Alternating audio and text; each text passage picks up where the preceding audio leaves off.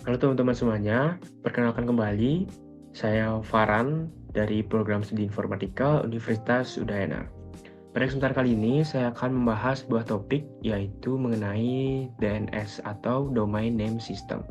Oke, bayangkan teman-teman ketika ingin berbelanja secara online atau online shopping, teman-teman pasti akan mengunjungi sebuah website dari e-commerce. Bayangkan saja ketika teman-teman ingin mengunjungi website e-commerce atau website apapun itu, teman-teman harus mengetikkan sebuah urutan angka seperti pada gambar ini. Tentu saja ini akan menyulitkan karena setiap teman-teman ingin mengakses sebuah website atau informasi dari browser, itu teman-teman harus menghafalkan urutan angka seperti ini. Urutan angka seperti ini kita kenal dengan istilah IP. Kita kelas balik sedikit tentang IP atau Internet Protocol. Jadi IP itu adalah alamat unik yang ada pada setiap perangkat atau jaringan yang berfungsi untuk menentukan rute dari setiap paket data di seluruh jaringan. Oke, apa hubungannya dengan DNS? Tapi sebelum membahas lebih lanjut tentang apa itu DNS, teman-teman harus tahu dua istilah penting berikut ini. Yang pertama ada domain atau FQDN, yang kedua ada IP. Yang pertama ada FQDN, Fully Qualified Domain Name. Nama lengkap dan mutlak dari suatu host, bisa berupa perangkat atau berupa layanan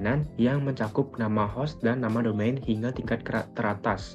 Yang kedua ada IP atau Internet Protocols, yang merupakan alamat juga, tapi merupakan alamat yang berbentuk numerik.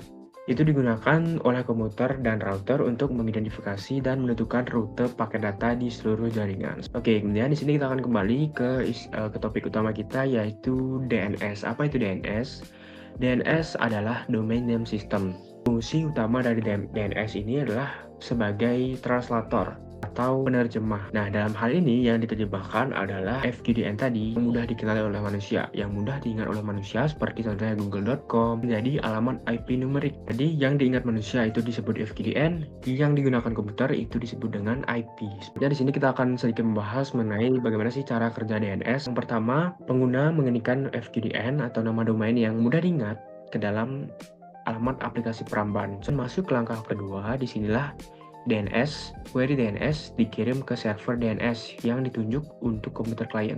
Pada langkah ketiga, di server DNS akan mencocokkan antara FQDN yang diterima dari klien dengan alamat IP-nya. Ketika tadi mengetikkan cisco.com, maka di sini di server DNS akan mencari cisco.com itu addressnya apa sih. Nah, ketika ditemukan, kita akan masuk ke langkah keempat. IP yang sudah cocok dengan FQDN tersebut dikirimkan kembali ke klien melalui jaringan seperti itu. Dan terakhir di langkah kelima, dari klien yang sudah mengetahui alamat IP dari FQDN tersebut akan langsung menggunakan alamat IP tersebut untuk membuat permintaan ke server Cisco-nya langsung melalui alamat IP yang sudah didapatkan dari DNS server yang sudah di-query sebelumnya.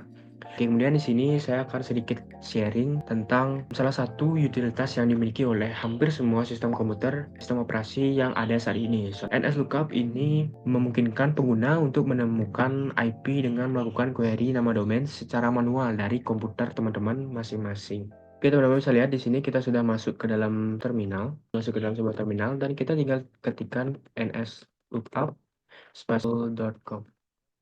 Maka kita akan diberikan alamat IP dari Google seperti ini. Kemudian di sini misalkan kita ingin mencari alamat IP dari contohnya Shopee yang sudah kita gunakan sebagai contoh di awal tadi.